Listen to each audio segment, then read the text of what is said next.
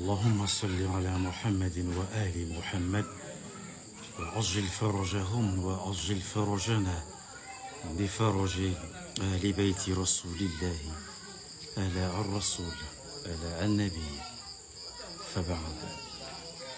J'aimerais saluer et remercier tous ceux qui sont abonnés à nos enseignements et qui tiennent de rigueur à nous et à nos sources comme conduite à retenir et à pratiquer. Aujourd'hui, j'aimerais, au-delà de tout, donner un verset dans le Coran dont son interprétation nous permet à tous, à nous, donc, de nous situer par rapport à ce qui constitue ce qu'on appelle les lieux saints. Est-ce que c'est la Mecque seulement dans le Coran qui est de lieux saints? Est-ce que c'est la Mecque seulement? Est-ce que c'est Jérusalem seulement? Et en Afrique, il n'y a pas de lieu saint? Vraiment? Alors que le Coran dit qu'à chaque communauté, nous donnons une orientation. Et il dit فاستبقوا الخيرات ولكل وجهة هو موليها. À chaque communauté, nous donnons une direction. Et cette communauté-là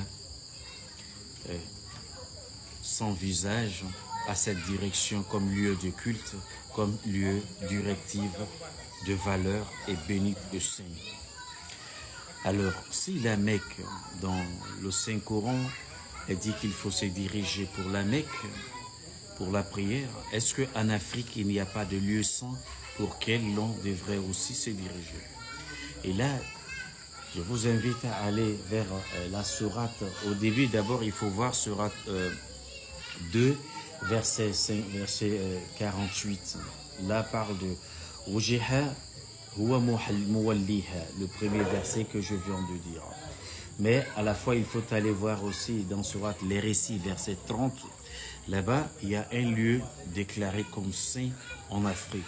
Pour ceux qui veulent dépoussiérer et ramener donc la justice, faire sortir la droiture coranique, la justice coranique, l'enseignement, le juste milieu, l'équilibre et l'équité enseigné par le Coran en ce qui concerne les différentes directives quant à l'adoration.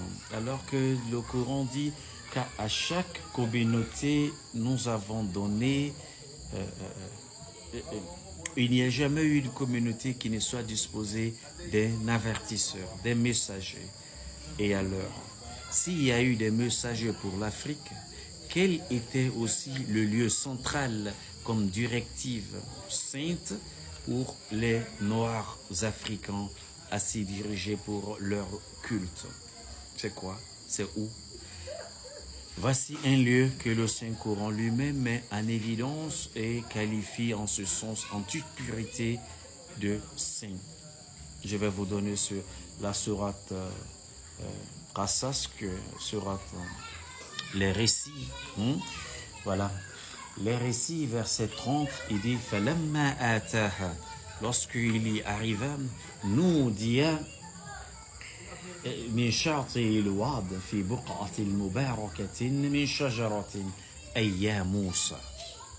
Il dit lorsque Moïse atteignit le lieu, la vallée sainte, ce lieu-là qui est pur, comme directive, considéré comme directive kamite, directive noire, entre Médiane, Tombouctou et l'Égypte, donc l'ancienne Tassétie et Tamérie, alors la directive des personnes noires appelé Kama, alors, et que le lieu saint, quand Moïse pénétra le lieu saint de l'Afrique, alors Allah a appelé Moïse dans ce lieu saint-là et lui ordonnant automatiquement de vouloir enlever ses chaussures parce qu'il entend un moment précis et un temps précis, temps réel, en train de pénétrer le lieu saint. Il faut le voir ça dans le Coran. Alors, s'il dit qu'il a donné à chaque communauté une directive et des messagers, alors le lieu saint de l'Afrique où les Africains doivent pouvoir se diriger et prendre pour le lieu saint incontournablement, c'est là où Allah a demandé à Moïse de disposer ou de pouvoir enlever ses déchaussés, donc enlever ses chaussures, que c'est ce lieu-là qui est le lieu saint. Dans le Coran, longuement on nous a fait savoir que l'homme noir n'a jamais eu de prophète, la communauté noire n'a jamais eu de messager, ça c'est un. Ah, le Coran dément cela, il dit il n'y a jamais eu de communauté sans que celle-ci ne soit disposée d'un messager, d'un avertisseur. Donc ça veut dire que la communauté noire a bien de belle eu des messagers tels que Idriss, etc. et noirs comme Moïse, etc., comme Jésus, etc. Même si géographiquement, certains ne se sont pas exercés en Afrique comme lieu de résidence. Alors que Moïse, lui, naissance d'Afrique, et qui a commencé d'ailleurs son ministère également en Afrique ici, alors il est clair que le lieu saint de l'homme noir, c'est tout à fait le lieu saint retenu par le Coran à titre de demander à Moïse de vouloir. Donc le lieu de rendez-vous où Allah a tiré l'intention et l'attention de Moïse comme messager, comme prophète. Il lui demande par là de enlever ses chaussures. Vu que nous sommes sur des vidéos et ça peut ne pas être trop long par rapport au chronométrage, j'aimerais que nos jeunes Africains puissent aller prendre Surat 28 dans Surat Qasas, n'est-ce pas, Surat l'Hérécile, et lire attentivement verset 30. Si vous lisez très concrètement verset 30, alors 30, 31, 32, 33, vous verrez que l'Afrique a bien de belles disposées et dispose des lieux saints. Pourquoi le lieu saint de l'Afrique n'a pas eu continuellement une sacralisation, une attention de ses enfants? C'est parce qu'il y a eu une colonisation d'esprit pour dérouter les enfants d'Afrique vers d'autres directions qui peut être vraiment dans le Coran, mais peut ne pas être ultime, puisque le Saint-Coran dit « Où que vous vous dirigez, Allah est là ». Et donc, si vous êtes dirigé au lieu saint que le Coran appelle Buqa'at al-Mubaraka, Buqa'at al-Mubaraka, Shati al-Wadi, Shati al-Wad, fi Buqa'at al-Mubaraka min ash-Shajara, Ayya Moussa. Donc, à Médiane, et à Tasseti, à Taméri, actuelle Égypte, jusqu'à Tombouctou, la zone donc de Nubie. Et voilà, désormais, les jeunes Africains et la croyance africaine et la foi musulmane d'Afrique devraient ouvrir et s'ouvrir et penser que la Mecque n'est pas uniquement et ultime lieu saint.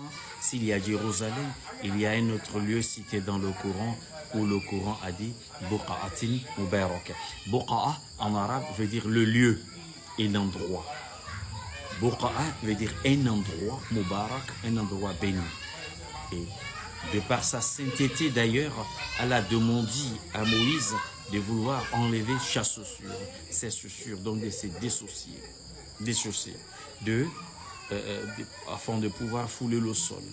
Voilà ce que j'aimerais aujourd'hui, pour une première fois, j'aimerais dire aux hommes noirs de penser que le Coran a tenu compte de la sainteté du sol africain,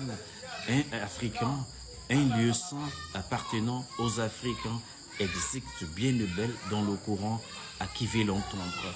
Et l'esclavagisme moral, etc., il faut se décoloniser, il faut regarder bien le Coran. Et le Moufti est là pour peaufiner les compréhensions, aider les Africains à trouver leur place dans le Coran et dans l'islam, la première religion originaire de l'homme noir.